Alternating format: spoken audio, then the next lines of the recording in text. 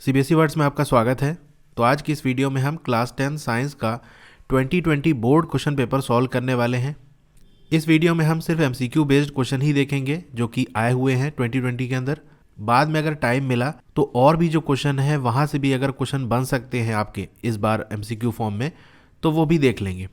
और सिर्फ वही क्वेश्चन देखेंगे जो कि हमारे टर्म 1 के अंदर जो सिलेबस में है हमारे उसी से रिलेटेड जो क्वेश्चन है वही डिस्कस होगा यहाँ पर। और जैसा कि मैं यहाँ आपको दिखाऊं, यहाँ देख सकते हो ये जो 31 है ये तो पेपर का कोड होता है, बाकी 1 रीजन शो करता है और ये जो 1 होता है वो सेट नंबर शो करता है। तो कई रीजन्स होते हैं और हर रीजन के अंदर 3 सेट होते हैं। तो देख रहे हो ये सेट 1 है। इसी वीडियो के अंदर आगे हम सेट 2 भी देखेंगे और सेट 3 भी देखेंगे, ठीक है। फिर अगली वीडियो में हम अलग रीजन का देख लेंगे। तो यहाँ पर मैंने वही क्वेश्चन लिए हैं जो आपके टर्म 1 के सिलेबस के हैं, बाकी क्वेश्चन मैंने रिमूव कर दिए, ठीक है। इसलिए देखो क्वेश्चन नंबर 5 से यहाँ स्टार्ट होगा। इसमें कह रहा है कैल्शियम ऑक्साइड रिएक्ट करता है vigorously with water to produce slaked lime, ठीक है। ये आपको रिएक्शन दी हुई है। इस रिएक्शन को आप कैसे क्लासीफाई कर सकते हो, कॉम्बिनेशन, एक्सोथर्मिक, एंडोथर्मिक या ऑक्सीडेशन, ठीक है। तो पहले एक एक बात कर लेते हैं। कॉम्बिनेशन की बात कर रहा है, क्या ये कॉम्बिनेशन रिएक्शन है? देखो 2 रिएक्टेंट है और सिंगल प्रोडक्ट बनना है, तो जहाँ पर भी सिंगल प्रोडक्ट बनता है वो हमारा कॉम्बिनेशन होता है। तो ए वाली बात तो सही है। और ये भी आपने पढ़ा होगा कि इन दोनों को जब मिलाते हैं तो हमारी हीट रिलीज होती है, और हीट रिलीज होती है इसका मतलब एक्सोथर्मिक रिएक्शन होगा, तो ये भी बात सही है। एक्सोथर्मिक हो गया तो एंडोथर्मिक हो नहीं सकता। ऑक्सीडेशन रिएक्शन भी नहीं है क्योंकि ऑक्सीजन का एडिशन या हाइड्रोजन का रिमूवल वगैरह नहीं हो रहा है, ठीक है। तो ए और बी किस में आ रहा है हमारा? ये डी ऑप्शन सही होगा इसका। इसी में देखो ऑप्शन दिया हुआ था, इसको भी हम देख लेते हैं। इसमें कह रहा है कि हाइड्रोजन सल्फाइड गैस को जब पास कराया जाता है blue solution of copper sulphate से, तो एक ब्लैक प्रेसिपिटेट बनता है कॉपर सल्फाइड का और आपका सल्फ्यूरिक एसिड बनता है जो कि सोल्यूशन में रहता है। ये जो रिएक्शन है वो किसका एग्जाम्पल है? अब इस रिएक्शन को थोड़ा सा मैं अगर लिखूं तो आपका हाइड्रोजन सल्फाइड होता है H2S प्लस, फिर क्या आपका है कॉपर सल्फेट यानी CuSO4, ये मिल रहा है तो हमारा क्या बनना है कॉपर सल्फाइड यानी CuS प्लस सल्फ्यूरिक एसिड जो कि आपका H2SO4 है, ठीक है। तो यहां आप देखोगे कि पहले जो सल्फर हाइड्रोजन के साथ लगा था अब वो कॉपर के साथ आ गया, और जो सल्फेट हमारा यानी SO4 कॉपर के साथ पहले लगा था वो हाइड्रोजन के साथ आ गया।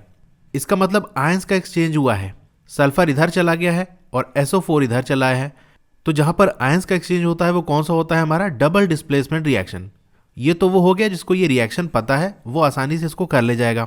अब जिसे रिएक्शन नहीं पता कि हाइड्रोजन सल्फाइड का क्या फॉर्मूला होता है, कॉपर सल्फेट का क्या फॉर्मूला होता है, कुछ समझ नहीं आ रहा है, तो उस केस में वो क्या करेगा, चलिए उसको मैं बताता हूं। अब देखो ये आइडिया लगना चाहिए कि हमारा प्रोडक्ट क्या बनना है, कॉपर सल्फाइड बनना है और सल्फ्यूरिक एसिड बनना है। 2 प्रोडक्ट बनना है, इसका मतलब कॉम्बिनेशन रिएक्शन तो हो नहीं सकती। 2 रिएक्टेंट यहां पर है, देख रहे हो, हाइड्रोजन सल्फाइड और कॉपर सल्फेट, इसका मतलब डिकम्पोजिशन भी नहीं हो सकती। तो ये हमारा ए और सी तो ऐसे ही हट गया। अब सवाल ये है कि क्या डिस्प्लेसमेंट है या डबल डिस्प्लेसमेंट। तो डिस्प्लेसमेंट की रिएक्शन जितनी भी आपने पढ़ी होगी, कुछ पढ़ी होगी, तो उसमें देखा होगा एक मेटल आपको देखने को मिलता है। यहाँ पर सारे ही कंपाउंड है, ऐसा नहीं कि सिर्फ कॉपर लेकर, कॉपर सल्फाइड है या सल्फ्यूरिक एसिड है, तो यहाँ से भी एलिमिनेट कर सकते हो। या एक और तरीका मैं बताता हूँ कैसे करोगे।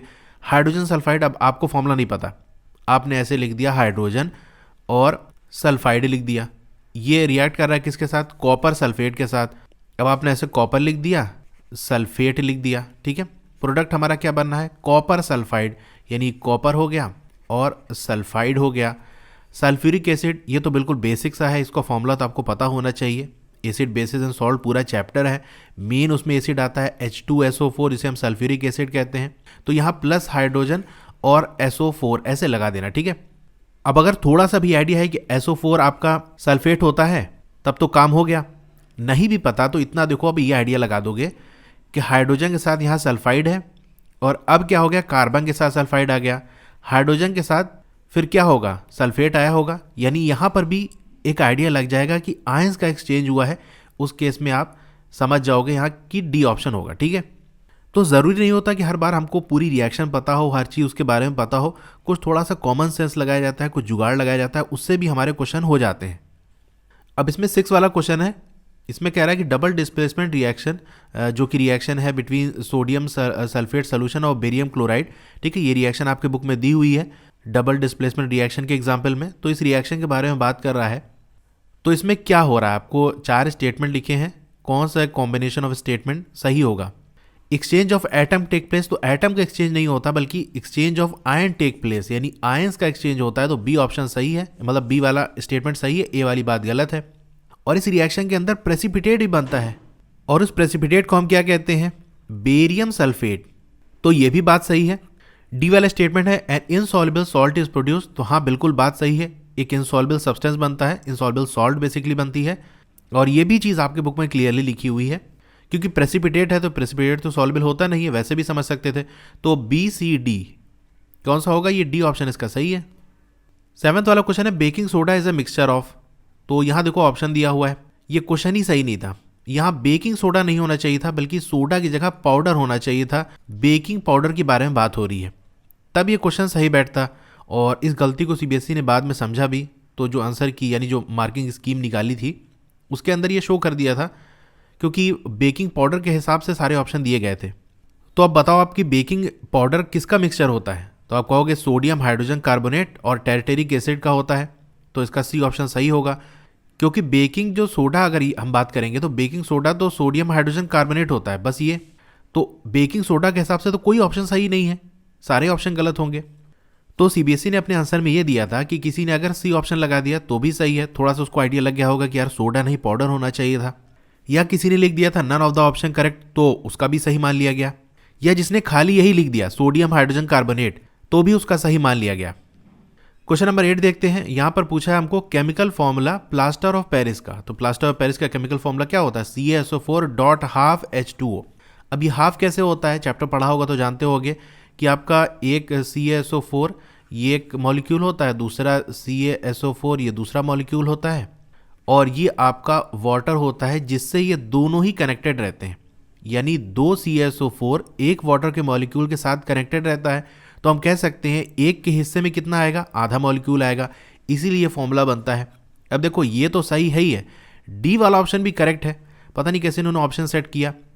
तो देखो जैसे मैंने कहा कि 2 CaSO4 यानी 2 इसके मॉलिक्यूल एक के साथ जुड़े हुए हैं, तो हम लिख सकते हैं 2 CaSO4 डॉट लग गया तो मतलब ये अलग हो गया, ठीक है। ये 2 जाके आगे मल्टीप्लाई नहीं होगा, H2O यानी 2 CaSO4 के मॉलिक्यूल एक वाटर के साथ कनेक्टेड है, तो ये भी बात सही है। लेकिन आपकी बुक में सिर्फ यही लिखा हुआ है, फिर भी ये डी वाला ऑप्शन नहीं देना था, क्योंकि सी और डी दोनों ही उस केस में करेक्ट हैं। लेकिन अगर एग्जाम में आया और यही ऑप्शन आपको दोनों दिख गया तो आप सिर्फ यही वाला लगाओगे, क्योंकि बेसिकली आपके बुक में यही दिया हुआ है, ठीक है। 9th वाला क्वेश्चन है लॉ ऑफ रिफ्लेक्शन किसके लिए सही, मतलब कहाँ अप्लाई होता है ये? तो ये भी क्लियरली आपके बुक में दिया हुआ है कि जितनी भी रिफ्लेक्टिंग सरफेस है, चाहे वो मिरर हो या वैसे ही कोई शाइनिंग सरफेस हो, वहाँ पर ये अप्लाई होगा। तो डी ऑप्शन इसका सही होगा। इसमें ऑप्शन भी दिया हुआ था ये करो चाहे ये वाला नीचे। तो इसमें कह रहा है when a object is kept with in the focus of the concave mirror, यानी कॉन्केव मिरर की फोकस के अंदर रखा हुआ है। अंदर का मतलब क्या है कि फोकस पॉइंट से पहले रखा हुआ है, बेसिकली फोकस और पोल के बीच में रखा हुआ, कहने का मतलब ये है। तो इनलार्ज इमेज बनेगी, यानी बड़ी इमेज बनेगी मिरर के पीछे। तो ऐसा ही होता है, जानते हो कि इनलार्ज इमेज बनती है और मिरर के पीछे बनती है। ये इमेज कैसी होगी? तो मिरर के पीछे बन रही है, इसका मतलब ये वर्चुअल बनेगी, और वर्चुअल के साथ हमारा इरेक्ट चलता है, तो वर्चुअल एंड इरेक्ट, ये डी ऑप्शन इसका सही होगा। अब देखो इसी रीजन का सेट 2 हम देख लेते हैं। इसमें एक ही क्वेश्चन था, वैसे कॉमन रहते हैं बहुत से क्वेश्चन, तो ये एक डिफरेंट क्वेश्चन था, इसको हम देख लेते हैं। इसमें कह रहा है कि compound obtained on reaction of iron with steam is, तो आयरन और स्टीम का हम रिएक्शन कराते हैं तो क्या बनता है? तो इसका बी वाला ऑप्शन सही होगा, Fe3O4। इसे हम फेरसोफेरिक ऑक्साइड भी कहते हैं, या फिर हमारा आयरन सेकेंड थर्ड ऑक्साइड भी कहते हैं, या इसको थोड़ा सा ब्रेक करके भी लिखा जाता है इस तरह से कुछ FeO.Fe2O3 इस तरह भी लिखा जाता है। बेसिकली आपको सिर्फ यही याद रखना है, बहुत रेयर है कि आपको इसका नाम पूछे कि नाम क्या है या दूसरा फॉर्मूला दे, तो बस Fe3O4 इतना याद रखना है। इसमें और लगा के एक ऑप्शन और था कि एक एलिमेंट है X जो कि ऑक्सीजन के साथ रिएक्ट कर रहा है, तो एक कंपाउंड बना रहा है जिसका मेल्टिंग पॉइंट हाई है, और ये जो कंपाउंड है वो वाटर में सॉल्युबल है। तो जो एलिमेंट है जो कि ऑक्सीजन के साथ रिएक्ट करके कंपाउंड बनाया था, वो एलिमेंट क्या होगा? अब देखो ये जो क्वेश्चन आपका है, ये आपका जो चैप्टर 3 है उसकी एक्सरसाइज का क्वेश्चन है, as it is question with option उठ कर आ गया है, ठीक है। ऑप्शन भी वही बिल्कुल है, तो इसका बी वाला ऑप्शन सही होगा कि वो कैल्शियम है। तो आपका एनसीईआरटी अच्छे से पढ़ना है, साथ ही साथ जो एक्सरसाइज के क्वेश्चन है उसको भी सारे करने हैं, यानी बेसिकली जो 1 मार्क्स के क्वेश्चन है वो तो कवर करने हैं आपको। और फिर टाइम मिल जाए तो अब एग्जाम्पलर का भी देख लेना, वहाँ से भी क्वेश्चन आते हैं। अब थर्ड सेट हम देख लेते हैं। इसमें क्वेश्चन नंबर 8 है हमारा। कह रहा है कि small amount of acid is added to water, phenomena which occur are. तो जब हम एसिड को पानी में मिलाएंगे तो इस प्रोसेस को क्या कहते हैं? डाइल्यूजन कहते हैं। ये बात तो सही हो गई। दूसरी बात, क्या न्यूट्रलाइजेशन? नहीं, न्यूट्रलाइजेशन नहीं होता, वो तो एसिड और बेस को मिलाने में बनता है। सी वाला स्टेटमेंट है formation of H3O+ ion hydronium ion क्या बनता है? हाँ, बात सही है। पहले जब मिलाओगे तो क्या होगा? H+ इसका अलग हो जाएगा, फिर क्योंकि पानी मिला है तो वाटर के मॉलिक्यूल है, इनके साथ इनका रिएक्शन हो जाएगा और फिर हमारा ये H3O+, जिसे हम हाइड्रोनियम आयन कहते हैं, वो फॉर्म हो जाएगा। तो सी वाला स्टेटमेंट भी सही है।